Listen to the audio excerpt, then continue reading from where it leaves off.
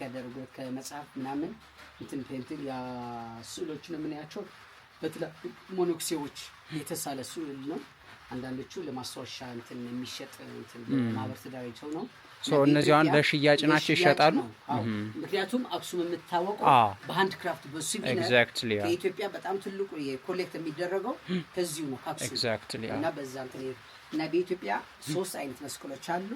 አክሱም፣ ላሊበላና ጎንደር የሚለያቸው ዲዛይን ብቻ ነው እና ዲዛይኖቹ እንትን አሁን ያሳዩናል።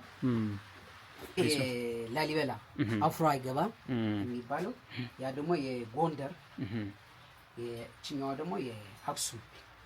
እስኪ የጎንደር የቱ ነው? የጎንደር እሱ ነው የጎንደር። ኦኬ እችኛዋ የጎንደር እንላታለን። እቺ ደግሞ አፍሮ አይገባ ላሊበላ።